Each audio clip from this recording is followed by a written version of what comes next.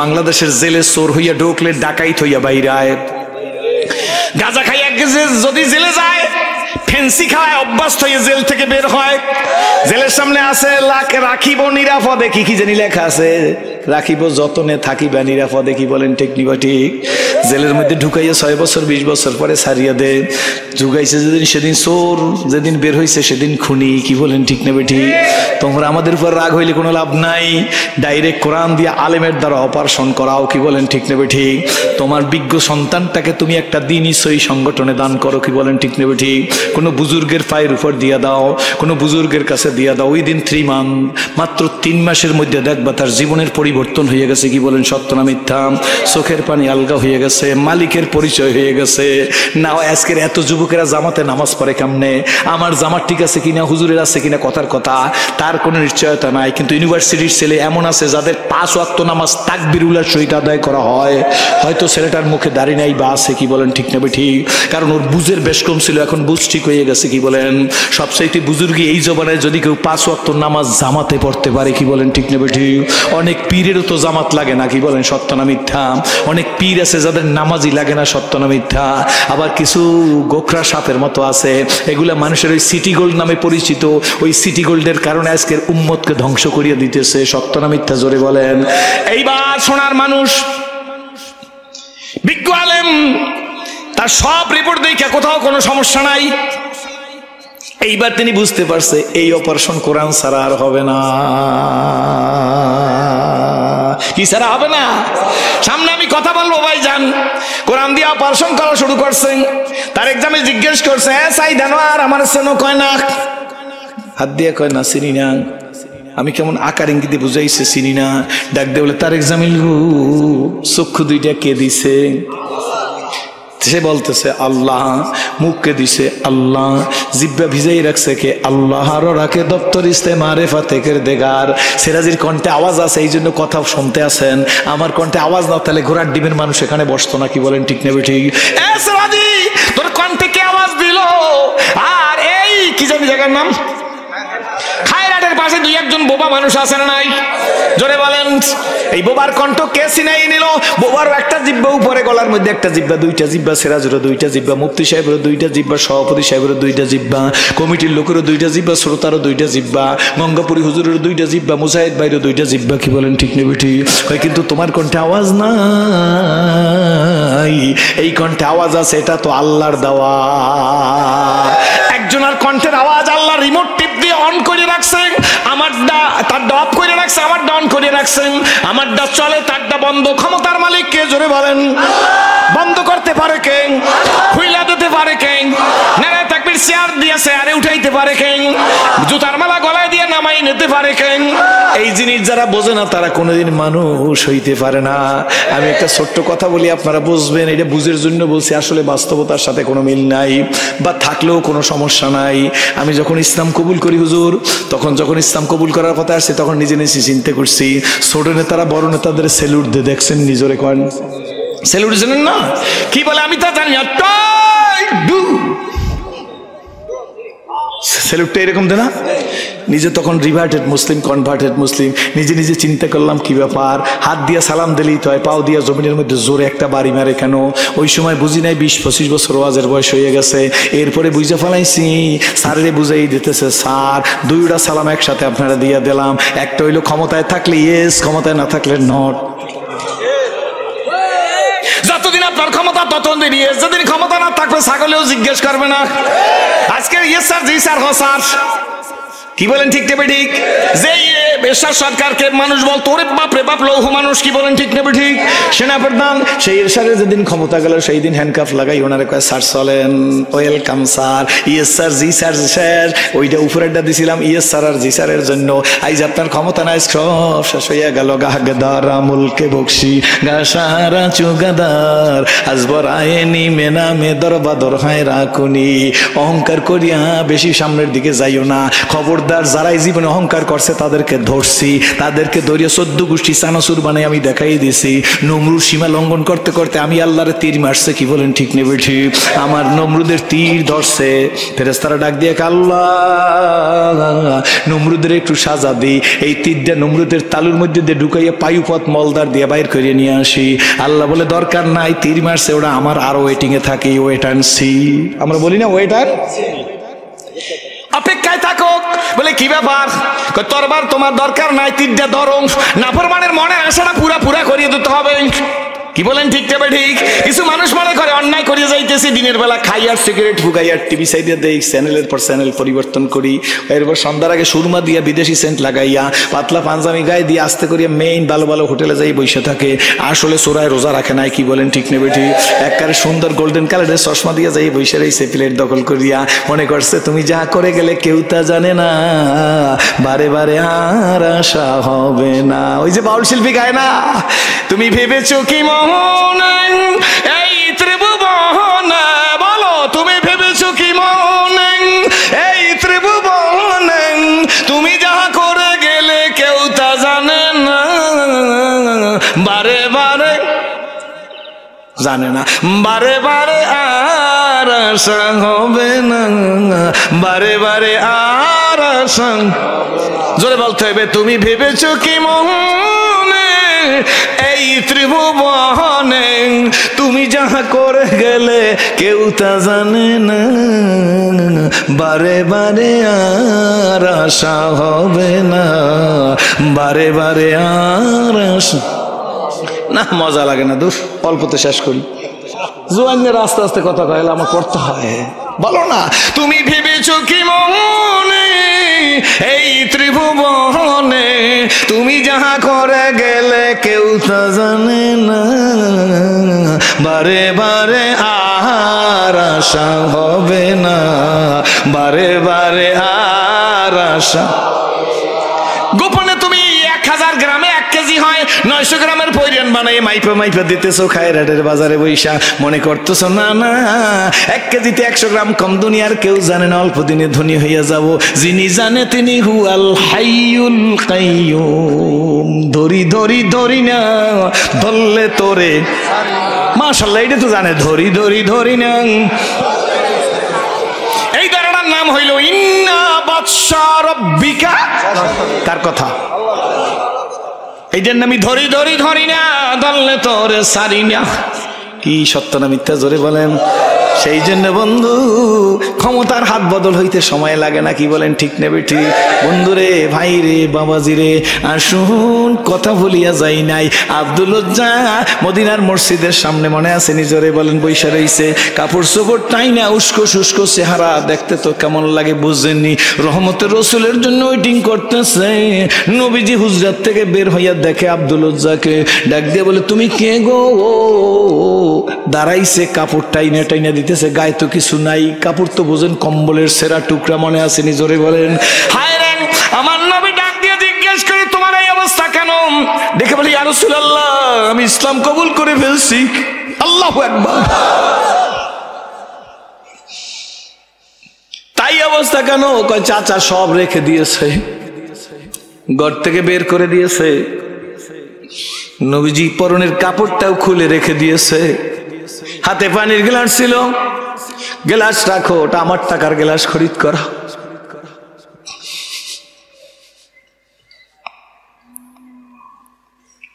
নবীজি আব্দুল উজ্জার কথা শুনে বলে, আব্দুল উজ্জা, এতদিন তুমি আব্দুল উজ্জা ছিলে, আমি নবী বললাম আজ থেকে তুমি আব্দুল্লাহ। আরো জোরে খন। আসাবে সুপার সাহাবীর আগু, আমার আব্দুল্লাহর ঈমান শিখাও, ইসলাম শিখাও, কোরআন শরীফ শিখাবো। আব্দুল্লাহ বড় জীবনের সব কিছুর বিনিময়ে ঈমান খরিদ করছে। মুসলমানের সন্তানেরা ভালো আজ আমার কাছে নাই, ভালো আজ বুঝাইবার দক্ষতাও আমার নাই।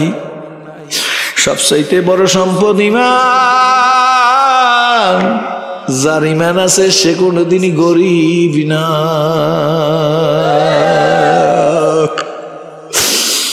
কোরআন শরীফ শিখাইতেছে, দিন ইসলাম শিখাইতেছে, কদিন পরেই ডেকে বলে ইয়া রাসূলুল্লাহ ইয়া হাবিবাল্লাহ, সাহাবীরা আয়েশা বলে আব্দুল উজ্জা জোরে জোরে কোরআন শরীফ তেলাওয়াত করে, আমাদের ঘুমের ডিস্টার্ব হয়। আল্লাহ নবী ডাক দিয়ে কাসাবে সুপার সাহাবীরা আসো, আব্দুল উজ্জা জীবনের কি না ত্যাগ করছে বলো, সব ত্যাগ করে ইসলাম কবুল করছে। আব্দুল উজ্জা জোরে জোরে কোরআন শরীফ তেলাওয়াত করে, আব্দুল উজ্জা জোরে কোরআন তেলাওয়াত করবে, জোরে কোন সুবহানাল্লাহ।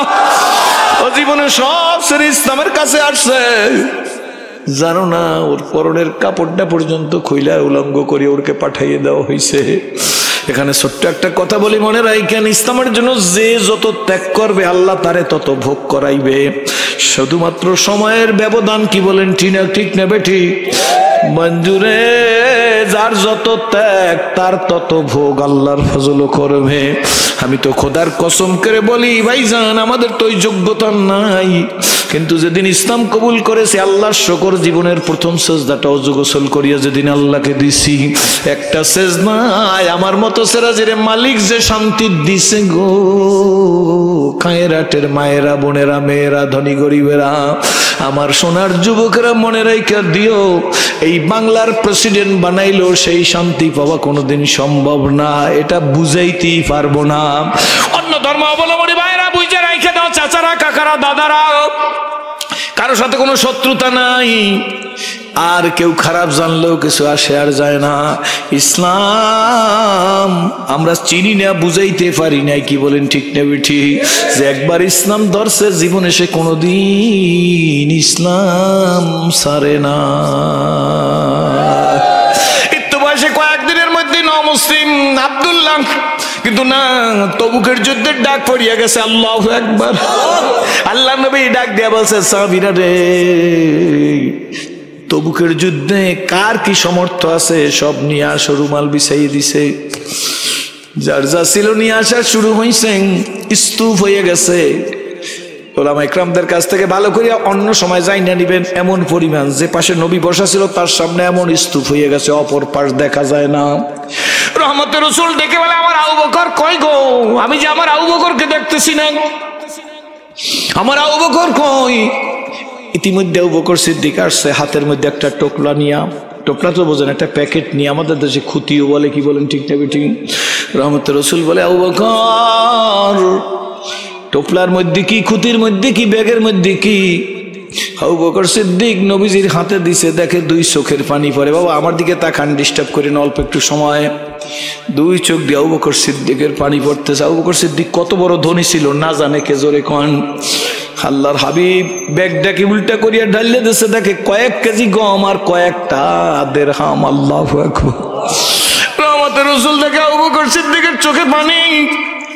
নবীজি ডেকে, আবু বকর, আপনার ঘরে কি রাইখে আসছেন? আবু বকর সিদ্দিকের চোখের পানি টপ টপ করিয়া পরে আর বলে, নবীজি, আমার ঘরে চূড়ান্ত ভাবে আল্লাহ আর আল্লাহর রাসূলকে রাইখে আসছে, আর আমার ঘরে কিছু নাই। আওলাদ বাবু দিয়ার মালিক রাখি সভুলাইয়া,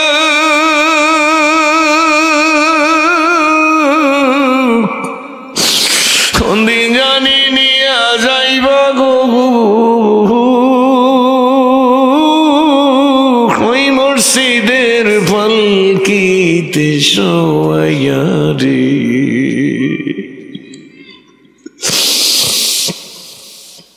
আল্লাহর হাবিব প্রিপারেশন নিয়ে সাহাবীদের নিয়ে যখন বের হয়েছে তবুকের যুদ্ধে, ঘুরিয়াইডা সামনে আইসা এই আব্দুল্লাহ, মনে আছে তো কোন আব্দুল্লাহ? যিনি ছিল আব্দুল, ডাক দিয়ে বলেন, নবীজি মন চাই। হ্যাঁ যুবক ছেলেরা, স্কুল, কলেজ, ইউনিভার্সিটি, সোনামণিরা, নবীজির যারা সবচেয়ে বেশি সহযোগিতা করছে তারা জুয়ান, আর ওই সময় যারা বিরোধিতা করছে তারা বুড়া। তার অর্থ বুড়াদেরকে নেগলেক্ট করা হয় নাই। কি বলেন ঠিক নেবে ঠিক? খবর নিয়ে দেখবেন নবীজির কাছে হযরতে আলী কারামুল্লাহ যেদিন ইসলাম কবুল করতে আসছে, অনেকের মতে 10 বছর, কারো মতে 8.5 বছর আলী কারামুল্লাহ হজুর বয়স। জোরে কোন সুবহানাল্লাহ।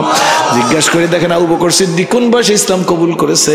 জিজ্ঞাসা করে দেখেন হযরত ওমর রাদিয়াল্লাহু তাআলা আনহু কোন বয়সে ইসলাম কবুল করেছে। জওয়ানদেরকে বলি, সোনামণি, ইসলামের প্রতি এগিয়ে আয়, কপাল খুলে যাবে। আল্লাহ তোমাকে এমন ভাবে কবুল করবে, আব্দুল উজ্জারে যদি আব্দুল্লাহ বানাইতে পারে। দেখ আব্দুল্লাহর মর্যাদার কথা 2 লাইনে আমি শেষ করব।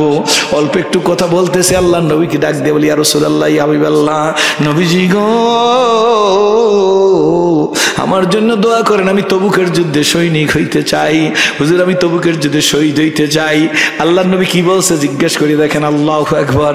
আল্লাহ নবী বলছে, না না, আব্দুল্লাহ কোনো কাফেরের হাতে শহীদ হবে না। আল্লাহু আকবার। না, আব্দুল্লাহ রক্ত হারাম, তাদের জন্য সম্ভব না। আব্দুল্লাহ ডেকে বলি, ইয়া রাসূলুল্লাহ, আমার তো বড় মনে আসার শহীদ হওয়ার। নবী বলছে, আব্দুল্লাহ যদি জ্বরে মারা যায় তাইলেও শহীদ আব্দুল্লাহ। আল্লাহু আকবার। আব্দুল্লাহ না, আব্দুল্লাহ জ্বরে মারা গেল, শহীদ হইবে। পরিশেষে কি হইল বন্ধু? যেদিন আব্দুল্লাহ ইন্তেকাল করলো, আল্লাহর হাবিব বলল, আব্দুল্লাহকে গোসল দাও, কাফনের কাপড় পরাও। কাফনের কাপড় পরাইয়া আয় 2 জনের কাঁধের মধ্যে চড়ছে। যে 2 জন কাঁধে, সেই 2 জন মানুষ, একজন আবু বকর সিদ্দিক আর একজন হযরত ওমর। জোরে কোন সুবহানাল্লাহ। আব্দুল্লাহ লাশ কাঁধে নিয়ে যায়, আর আবু বকর সিদ্দিক কাঁধে রে। আর ডেকে বলে, লাশ যদি আবু বকরের হইতো তাইলে আমি কতই না ধন্য হইয়া যাইতাম। কার লাশ কাঁধে তুললাম রে? ওমর কান্দে ডাক দিয়া কে, হায় রে, এই লাশ যদি আব্দুল্লাহ না হই আমি ওমর হইতাম। জানাজা শেষ হয়ে গেছে, কবরে নেইমে নবীজি হাত পাইতে রইছে। যুবক সোনামণি শোন, নবীজির হাতের উপর আব্দুল্লাহ লাশ। সূর্য বুঝি ডুবে যাইতেছে, নবীজি চোখের পানি ছেড়ে দিয়ে বলে, আল্লাহ, এই পর্যন্ত, এই সময় পর্যন্ত আমি আমার আব্দুল্লাহর উপরে আমি রাসূল রাজি ছিলাম। তোমার কাছে আব্দুল্লাহর রাইকে যাই, আল্লাহ তুমি আব্দুল্লাহর প্রতি রাজি হইয়া যাও।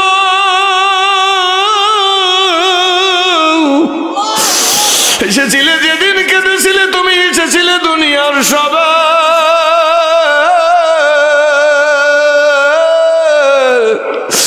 আমার এমন জীবন তুমি করো গঠন,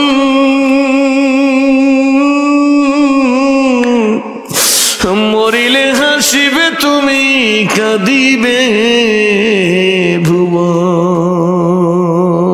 কেফে জীবন মম হয়েছে বিগত,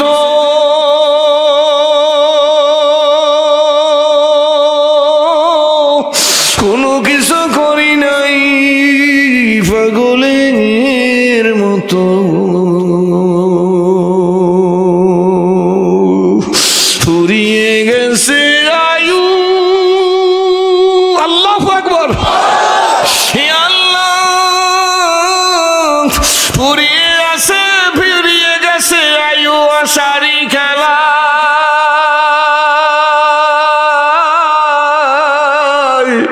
কিনিবার যাহা ছিল কিনি নিজে হায়।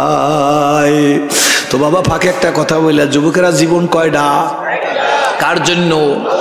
কার কার জীবন আল্লাহর জন্য করতে রাজি আছি? 2 হাত জায়গায়, 2 হাত জায়গায় বলে কার জন্য? জোরে বলেন। যদি সত্যিকারের হয় সোনামণিরা, তাইলে আমি তোমাদের মহব্বতে বলতেছি, কোনো বুড়ারা দাঁড়াইবেন না। কোন কোন যুবক গুজারতে জাবানা ফেরাতা নেহি। কে কোন দল করছেন, করেন, করতেছেন, আমার কোনো দলাদলি নাই। দলাদলি নিয়ে কোনো বক্তব্য আমি করছি? জোরে বলেন, কোনোদিন করিও নাই। কোন কোন যুবক আমার বন্ধু, আমার বড় ভাই, আমার ছোট ভাই, আমার সন্তানের মতো, আমি প্রাণটা খুলে দোয়া করব তোমাদের জন্য, তোমরা আমার সন্তানের মতো। যেখানে এই যাই যুবকদের আধিক্য দেখতে পাই, যুবকদের মুখের দিকে তাকাইলে আমার মন বলে মানবতার মুক্তির জন্য ইসলামের বিজয় সুনিশ্চিত।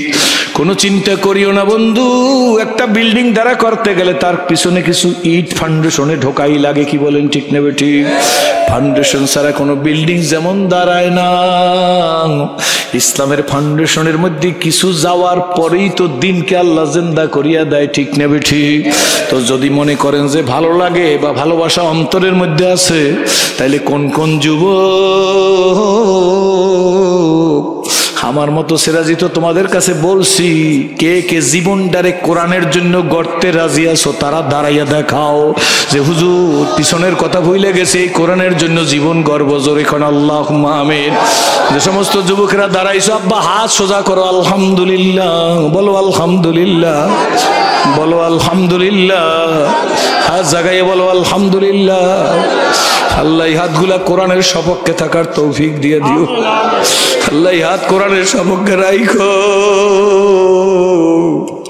আব্দুল্লাহকে যেমন নবীজি বলছে, আমি এই মুহূর্ত পর্যন্ত আব্দুল্লাহর উপর রাজি, আল্লাহ তুমি রাজি হইয়া যাও। আল্লাহ খায়রাটের ঐতিহাসিক তাফসীর মাহফিলের 6ষ্ঠ দিনে তুমি আমাদের উপরে রাজি হইয়া যাও। জোরে করে আল্লাহু আমিন। আলহামদুলিল্লাহ বইলে বসে বড় বন্ধু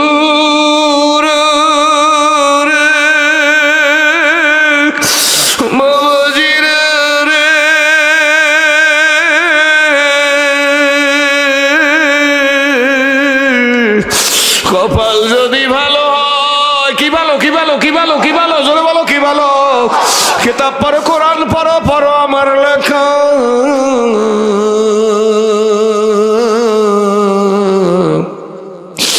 দুই নয়নে যায় না দেখা, এই কপালের লেখা। অন্ধকারে পথের মাঝে চলছো ভায়া একা,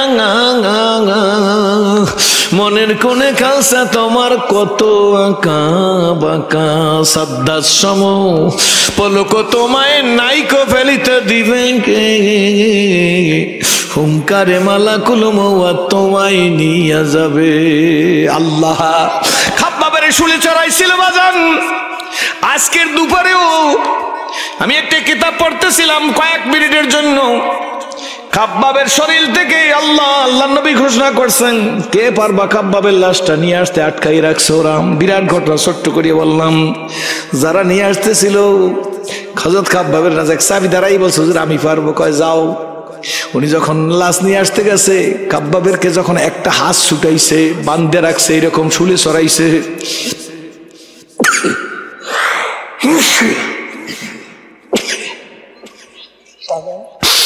হাতটা সরাবার সঙ্গে সঙ্গে গল গল করিয়া তাজা রক্ত বের হওয়া শুরু হয়ে গেছে। আল্লাহু আকবার। ওলামা একরামরা বসে আছে, খাব্বাবের রক্ত দিয়া মিশকের সুগন্ধি ছড়াইয়ে গেছে। আল্লাহু আকবার। শহীদরা মরে না। উহুদের যুদ্ধ শেষ হয়েছে তার 6 মাস পরে। কয় মাস? জোরে কন। 6 মাস পরে হযরত জাবের ইবনে আব্দুল্লাহর ছেলে জাবের আব্দুল্লাহ উহুদের যুদ্ধে শহীদ হয়ে গেছে। জাবের রহমতের রাসূলের কিনারে একদিন বসা। 6 মাস গত হইয়া যাওয়ার পরে, শোনেন কষ্ট হইবে নাকি? জোরে বলেন। জাবের বসা, আল্লাহর নবী দেখে জাবেরের মুখখানা ভার। বাবা একটা কথা বলি, তাফসীর কোরআন 13 দিন, কত 13 দিন ব্যাপী।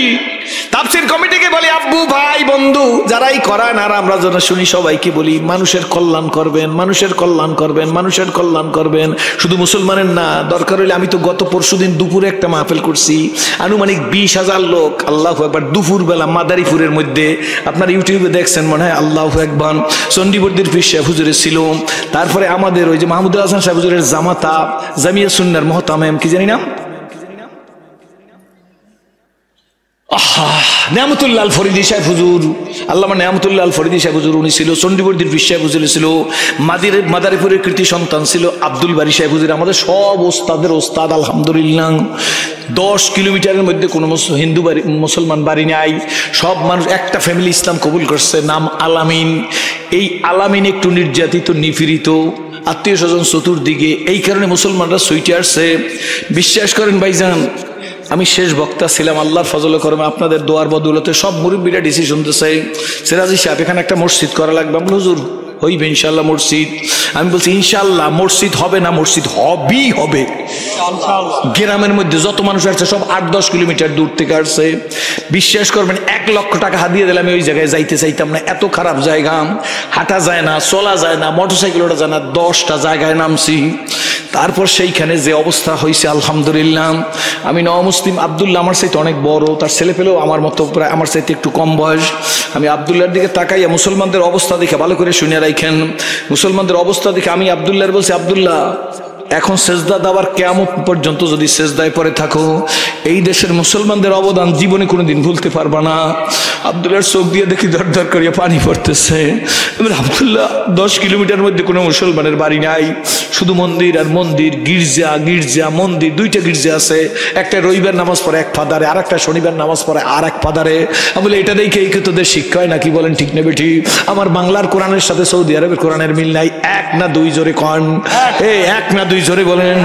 দেখো ওদের গির্জার মধ্যে এক ফাদারে শনিবার নামাজ পড়ে, এই গির্জায় এক ফাদারে রবিবার নামাজ পড়ে। দিস ইজ দ্য ডিফারেন্স, কি বলেন ঠিক নেবে ঠিক? আব্দুল্লাহকে বললাম, আব্দুল্লাহ